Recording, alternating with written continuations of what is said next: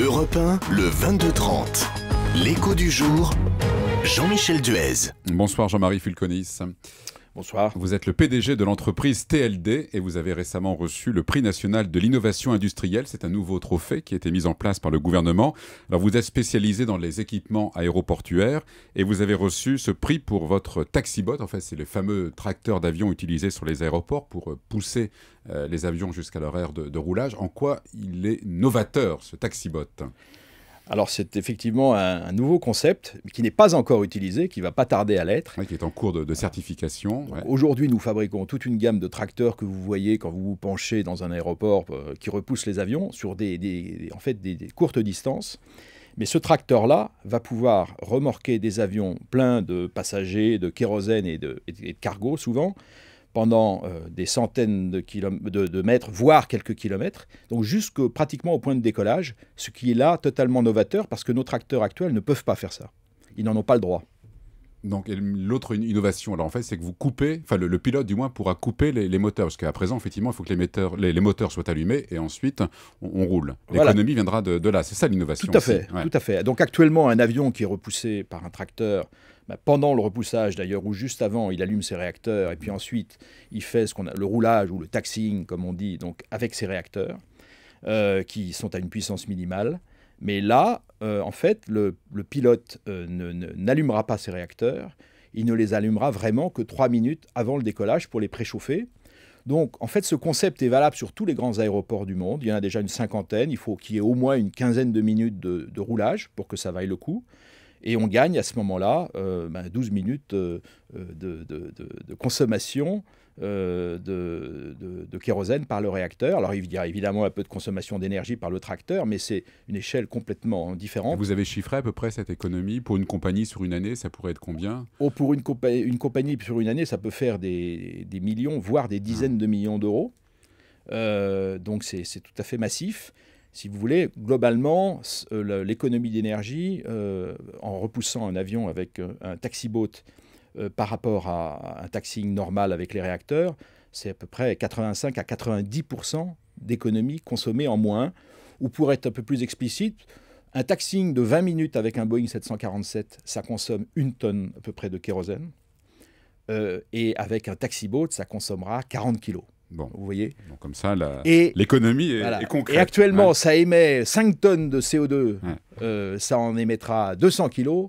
Donc, il y a là-dessus des gains à la fois en termes d'argent pour les compagnies aériennes, des économies, mais aussi des bénéfices environnementaux qui sont massifs. Alors, vous avez récemment effectué des tests avec des pilotes d'une douzaine de compagnies à Châteauroux. Et là, vous allez passer, on va dire, un petit peu à l'étape supérieure parce que cet été sont prévus des tests réels, on va dire, avec la Lufthansa sur l'aéroport de Francfort. Tout à fait. Alors, ça fait une douzaine de mois qu'on teste ce tracteur sur l'aéroport de Châteauroux, avec lequel on a une très bonne coopération. Et on a invité des pilotes de beaucoup de compagnies aériennes au mois de novembre qui ont tous essayé la machine. Ça s'est très bien passé. Ils ont bien aimé la prise en main de ce tracteur. Et effectivement, on est actuellement en train de finir la production de 3 machines qui vont être mises en service au mois de juin, début juin, à Francfort, par Lufthansa. Et donc, pendant tout l'été, on va avoir un test en vie réelle de ces machines.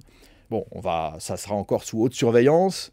Et donc, les 4 mois de test de cet été vont être tout à fait décisifs par rapport au succès de ce programme. Mais vous avez déjà lancé, pour produire ces taxibots, la construction d'une usine près de Tours. Vous êtes confiant, là. Ouais. Tout à fait. Alors, techniquement, si vous voulez, ça marche. Donc, l'économie est là. Bon, maintenant, il est vrai que l'opération de ce tracteur va va imposer des changements de procédure, des changements d'habitude, du training. Donc tout ça, ça prend du temps.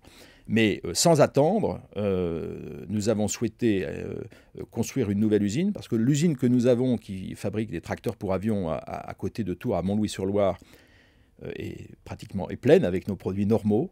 Et donc, si ce projet connaît tout le succès qu'on souhaite avoir, on n'aura pas la place de produire ces tracteurs à Montlouis. Et donc, on construit une usine. On va démarrer cet été, au mois de juillet, la construction d'une assez grande usine à Sorigny, donc à 20 km au sud de Tours. Et à terme, combien d'emplois pour la production de ces taxibots ? Écoutez, vous voyez, c'est un peu c'est une start-up pratiquement ce projet. Donc il est toujours très difficile de prédire avec fiabilité combien de personnes on va embaucher. Ce que je peux dire, c'est qu'on a déjà embauché un nombre significatif de personnes, d'ingénieurs ou de monteurs qui sont déjà sur les premières machines. On pense que quand on va ouvrir l'usine au bout de quelques mois, avec quelques commandes, on espère avoir une centaine d'employés. Et si le déploiement dans 3-4 ans est conforme au business plan qui a été fait par les partenaires du projet, on pourrait avoir 250 ou 300 emplois. Mais ça, si vous voulez, j'aimerais un peu le lire dans une boule de cristal, ça dépend vraiment du succès commercial du programme. Et si vous voulez, on s'adresse à un milieu, le milieu de l'aéronautique qui est assez conservateur, qui a ses procédures, il y a évidemment des contraintes de sécurité majeures. Et donc, il reste quand même, techniquement, la machine marche, elle marche bien, les pilotes l'apprécient, mais il reste, je dirais, presque la moitié du travail à faire, à la fois de convaincre et de préparer les opérateurs à cette machine. Donc on est un peu au milieu du gué. Voilà. Alors pour la construction de ce taxibot, et la recherche aussi, vous avez bénéficié d'aides publiques. Sans ces aides publiques, le projet n'aurait pas pu avancer, naître. Oui, tout à fait. On a eu des aides, d'une part des avances remboursables d'Oseo, significatives, et par ailleurs des aides européennes. Et régional aussi. Et régional. Ouais. Alors, on a eu... Ça représente combien à peu près en pourcentage dans un projet comme ça? Ça représente à peu près 40% de nos dépenses de R&D, si vous voulez. Les aides représentent à peu près 40%. Mais une partie de ces aides, ce sont des avances remboursables. Donc si le projet a du succès et fonctionne, on devra les rembourser. Donc ça n'est pas cadeau. Donc c'est à peu près 40% du coût de recherche et développement et de prototypes. Et on a une deuxième tranche d'aide qui s'exprime sous une forme différente. C'est que, si vous voulez, on est une entreprise d'une taille, une ETI comme on dit. Donc on a 300 millions de chiffre d'affaires, 1400 personnes. Le risque que nous prenons déjà pour ce projet est très important. Et nous ne pouvions pas nous permettre, si vous voulez, de construire nous-mêmes une nouvelle usine. Donc la région, les collectivités locales de Tours, la Caisse des dépôts, en fait, nous construisent une usine et nous la louent. Alors, on va payer un loyer, mais ça nous évite d'avoir à débourser tout le coût de cette usine. Et donc, l'usine de Sorigny est en fait financée par la région, les collectivités locales, la Caisse des dépôts et également une banque privée. Pour le Crédit Agricole, qui nous aide grandement, parce qu'on n'aurait pas pu, nous, se permettre de prendre à la fois le risque du projet techno, de la R&D, si vous voulez, et le risque de l'usine.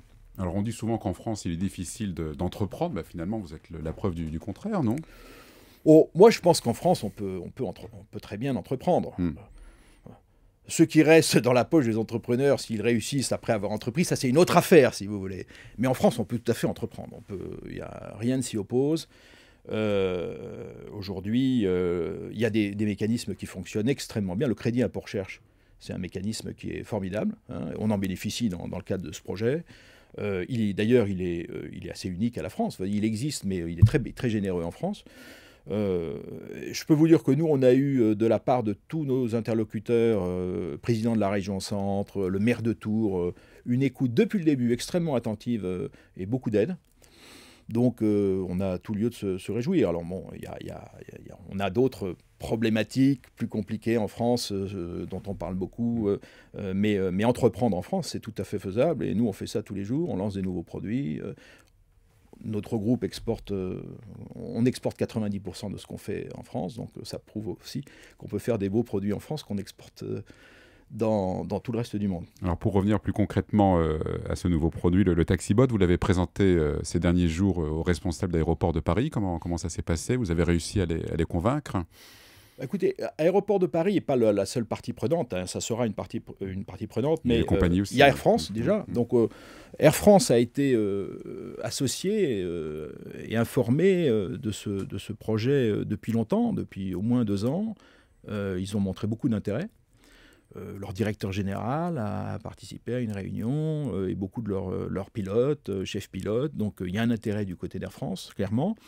Mais c'est nécessaire, mais ce n'est pas suffisant. C'est-à-dire que, comme on le disait tout à l'heure, il faut que l'environnement, les partenaires d'Air France, notamment Aéroport de Paris, mais également la DGAC, enfin l'aviation civile, puissent s'y intéresser, puis je dirais l'étudier, le valider et construire les procédures qui vont bien pour que ça puisse être implémenté.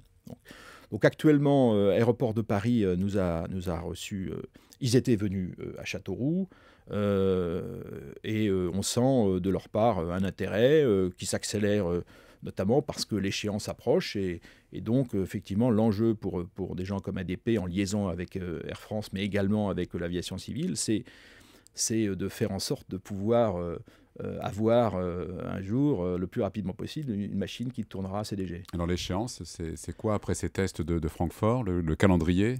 Alors écoutez, nous et nos partenaires, parce que nous ne sommes pas seuls sur ce projet, nous collaborons avec IAI et Airbus, qui sont des partenaires majeurs.